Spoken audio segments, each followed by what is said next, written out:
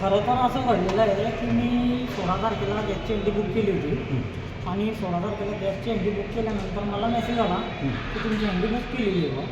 आणि त्यानंतर 18 तारखेला मला कॅश मेमोचा मेसेज आला की तुमची एंट्री दिली गेली बा. तो मेसेज पण माझ्याकडे पैसे वगैरे मी भरले नाही, मला हंडीच मिळाली नाही. हंडी मिळाली नाही त्यामुळे मी एजन्सीमध्ये गेलो असता तर तिथे खूप गर्दी आहे. त्यांचं म्हणणं आहे की तुम्ही मग बिल काढा आणि हंडी घ्या. मग हंडी घ्यायची तर मग मला सबसिडी कशी मिळाली? माझी हंडी का माझ्यापर्यंत आलीच नाही, तर माझ्या बँक खात्यामध्ये सबसिडी आली कशी? म्हणजे कॅश बिल निघल्याशिवाय मला सबसिडी मिळेल का, हा माझा प्रश्न आहे. हो, जोरात चालू आहे, एकदम जोरामध्ये चालू आहे. म्हणजे मला माझ्या माहितीप्रमाणे असं माहिती आहे की बऱ्याचशा ठिकाणी रात्री पण 2300 रुपयानं 2500 रुपयानं हंडी विकली गेली ब्लॅकमध्ये. जामनेरपुरा इथे जामनेरपुरा भागाने विशाल रोडच्या भागाने अंड्यांची रात्री 15-20 अंड्यांची विक्री झाली. आणि त्यानंतर काल रात्रीसुद्धा केळा शिवारामध्ये हंड्या ब्लॅकमध्ये विकल्या गेल्याची मला संपूर्ण माहिती आहे.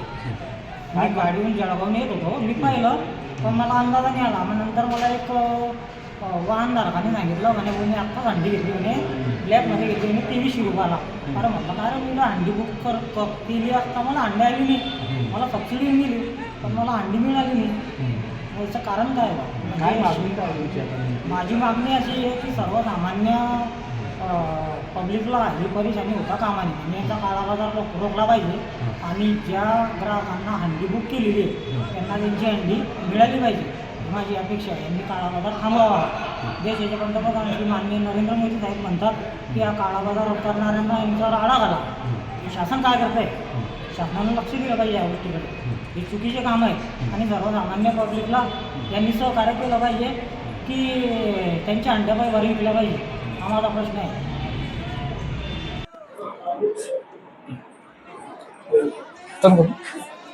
नमस्कार, मी नारायण सुर्वे, पुरवठा अधिकारी जामनेर.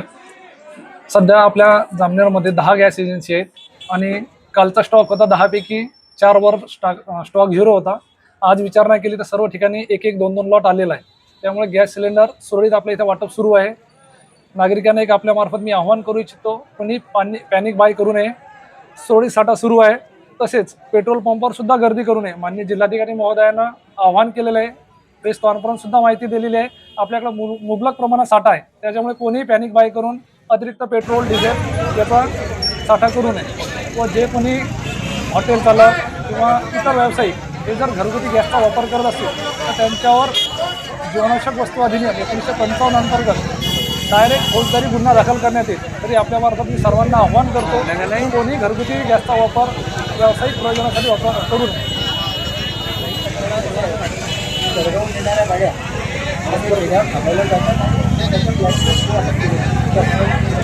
असं कोणी जरी करत असेल, अशी आपल्याकडे अद्यापर्यंत तक्रार नाही, पण जर असं कोणी करत असेल तरी त्यांच्यावर जीवनावश्यक वस्तू अधिनियम 1955 अंतर्गत फौजदारी गुन्हा दाखल करण्याची कार्यवाही करण्यात येईल.